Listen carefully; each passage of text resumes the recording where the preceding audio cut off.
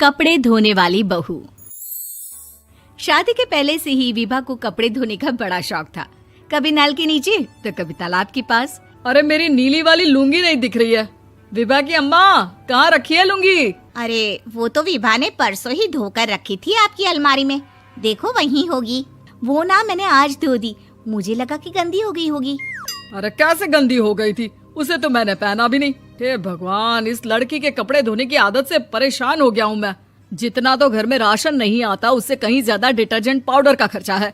इसकी शादी करवा दो, शादी जाए अपने घर में ही करे काम, फिर चाहे घर के कपड़े धोने हो या पूरे गांव के। हाँ ठीक बोल रही हूँ, देखता हूँ मैं कोई लड़का। वो दिन भी आ जाता है जब विभा को देखने लड़के वाले आ जाते हैं। लड़की मुझे अच्छी लगी। होने वाली सास कहती है, बेटी अगर कुछ पूछना है तो पूछ लो।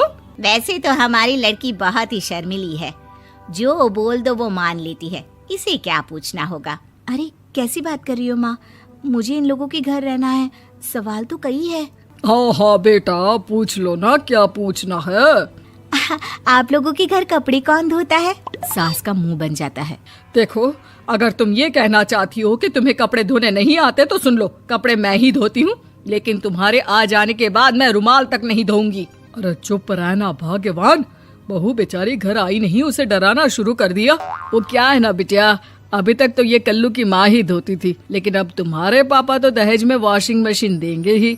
तभी विभा की माँ बोल पड़ती है, सवाल भी पूछा तो क्या। वैसे भाई साहब, मशीन की तो फिर भी कपड़े धोने की कैपेसिटी होती है। मतलब जो बिटिया दे रहे हैं ना विभा, इसे कपड़े धोने का बहुत शौक है। ये आप लोगों के क्या, आस पड़ोस गांव मोहल्ले सबके कपड़े धो दे और उफ तक ना करे। बाहर देखा नहीं आपने कितने कपड़े सूख रहे हैं? सब हमारी बिटिया ने ही तो धोए हैं। बस भी करो ना माँ, शर्म आ रही इतनी तारीफ सुनकर। और तो और एक दाग निकाल कर दिखाओ तो मान जाऊं। हाँ अच्छा, माफ करना बेटा, मैंने गलत समझा। हमें तो रिश्ता बहुत पसंद है। और ऐसे जुड़ जाता है रिश्ता कपड़े धोने का शौक रखने वाली विभा का। उसकी शादी हो जाती है कोयला फैक्ट्री में काम करने वाले कल्लू के साथ। शादी के बाद अचानक विभा चिल्लाती हुई सास के पास आती है। सासू माँ, अरे सासू माँ कहाँ है आप? ये तो धोखा है, धोखा दिया आप लोगों ने मुझे। इसे ससुर के चक्कर के बारे में पता चल गया। अरे तो उसमें तुझे क्यों धोखा मिला है? अरे नल में पानी नहीं आता, कपड़े कैसे कब धुलेंगे? अच्छा, तू पानी नहीं आ रहा उसकी बात कर रही है। तो आपने क्या सोचा? कुछ नहीं।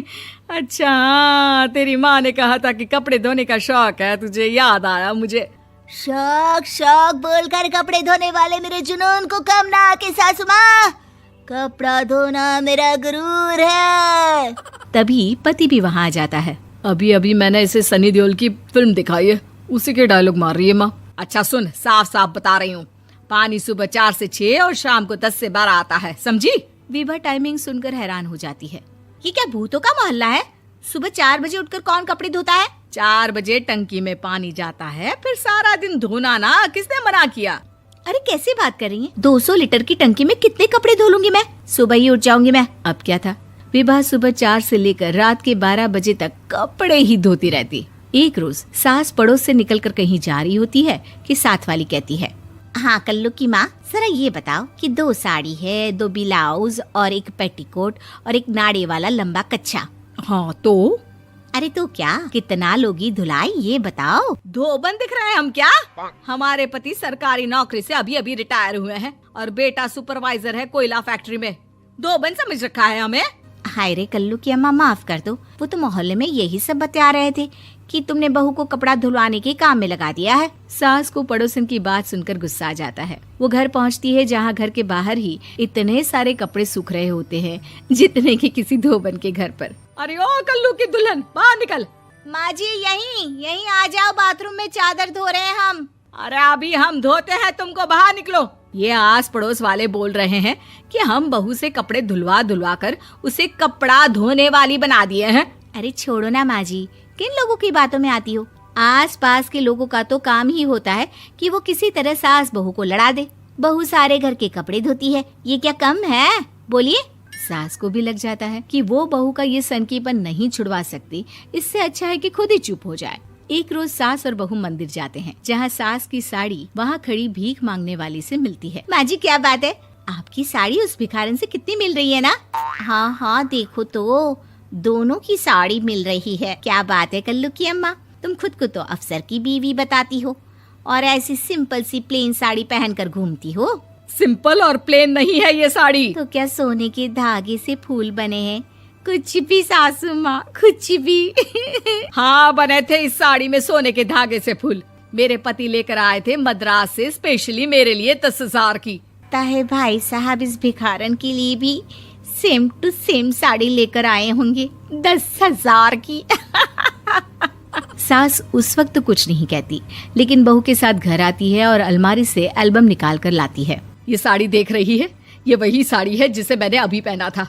इस साड़ी में ये जो चमकदार फूल दिख रहे हैं ना, ये सोने के धागों से काढ़े गए हैं। लेकिन तू लोकल वॉशिंग मशीन ब्रश से घिस घिस कर सारे फूलों को निकाल कर साड़ी प्लेन कर दी। मुझे माफ कर दीजिए सासू माँ। और तो और, जब मैंने तुझे तेरी गलती के लिए कुछ नहीं कहा, लेकिन तूने तो सबके सामने मेरा मजाक ही बना दिया। क्यों? बहू को समझ में आ जाता है कि अब से उसका कपड़े धोना बंद।